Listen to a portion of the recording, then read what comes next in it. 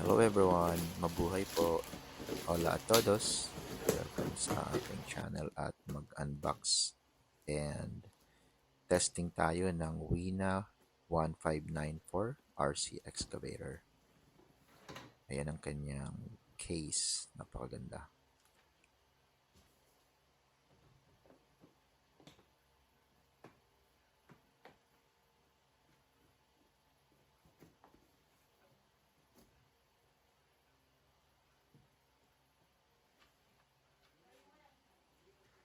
Alright, so una kanyang manual.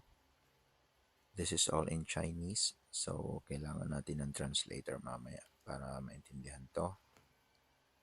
And then first attachment, the ball grabber. And this one, it's all plastic.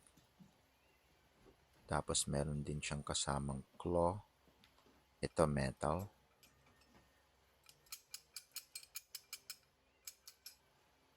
Tapos ito yung hammer niya. All metal din to.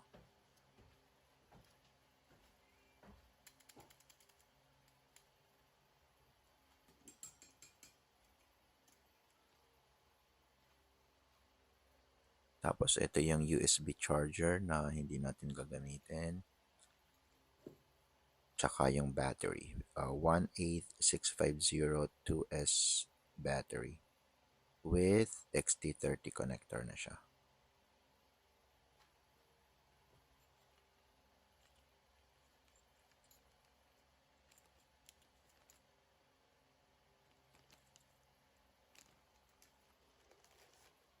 And finally, the controller. Di ko masyadong gusto yung color combination niya, pero okay yung ano niya, texture, saka yung feel ng hawak sa kanya.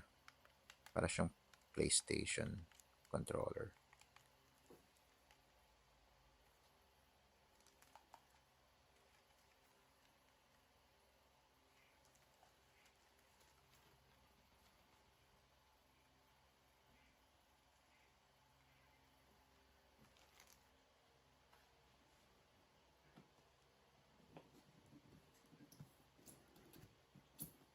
Alright, tapos sa kabilang side, ito na yung excavator mismo. Ang ganda, grabe. Okay, tanggalin natin. Medyo mabigat. Yan. And let us look closely.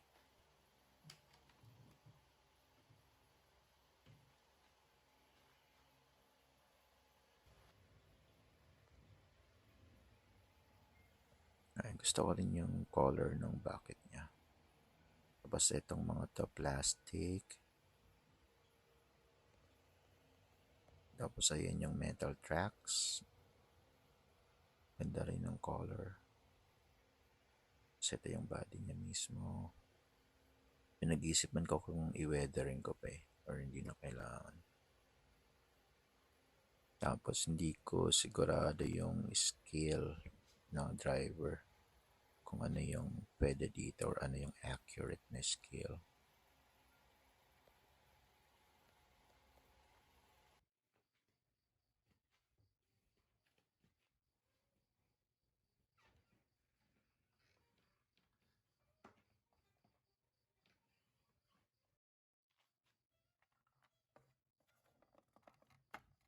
Tapos dito yung battery compartment. Ayan. Yung XT30 din.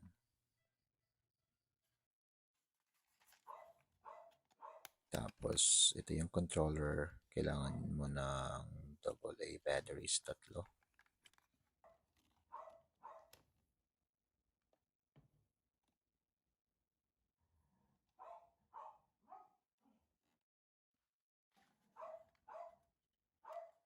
Ayan, testing na natin. Tapos andito sa likod, sa ilalim yung switch niya pang on and off. Ngayon subukan natin yung attachments. Ito tinatamad akong ikabit kasi matrabaho. Mag-unscrew and screw pa tayo. So ayan, dapat ganyan siya. Pero try natin ikabit itong hammer. kung gumagana, just for testing.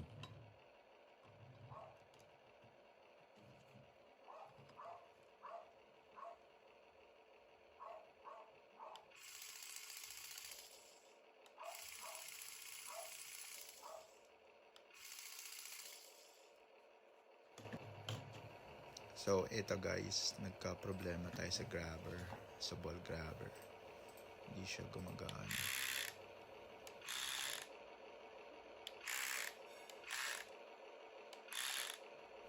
Kaya nag-message ako kay JDD para sana refund. Pero ayan, sinendan ako ng troubleshooting steps at okay naman siya.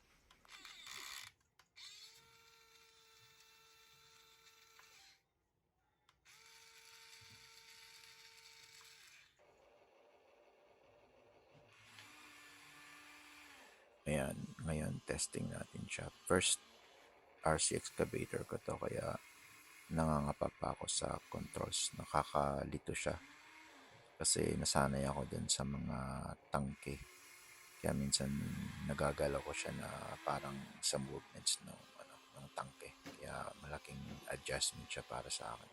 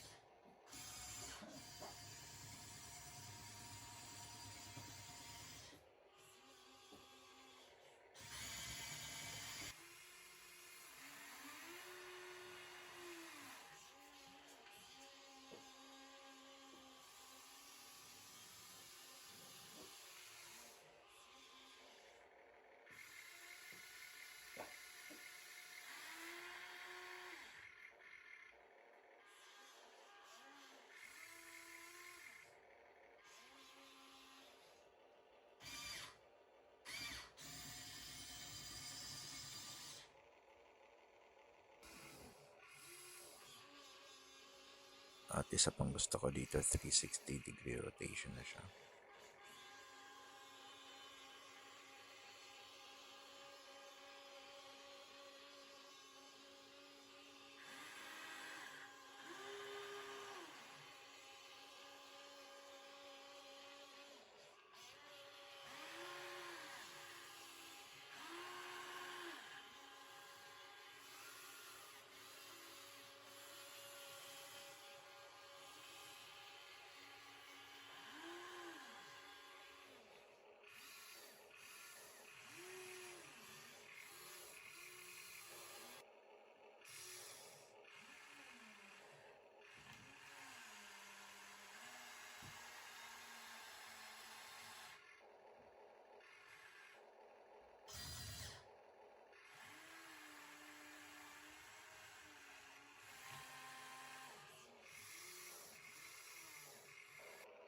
Tapos dito naman yung on and off ng sound.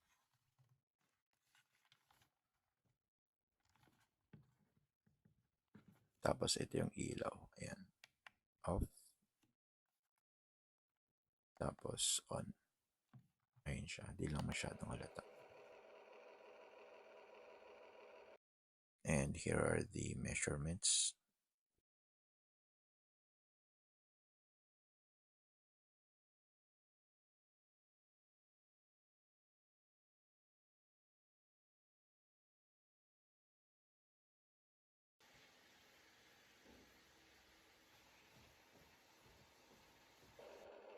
Ayan, tapos close up ko lang ulit yung details niya para mas makita niya maigi.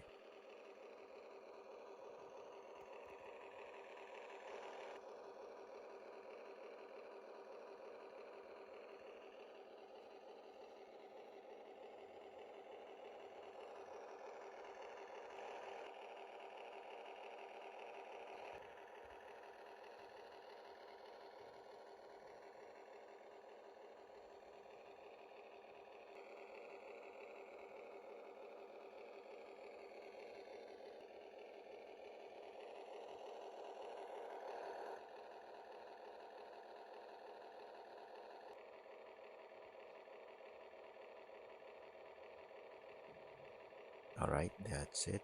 Thank you so much for watching, guys, and I hope you subscribe, like, and share the video. Salamat po.